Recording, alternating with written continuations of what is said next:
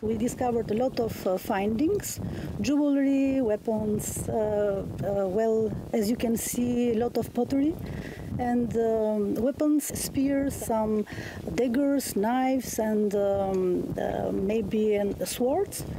We have a lot of jewelry like rings, earrings, and amber or glass beads, a lot of them.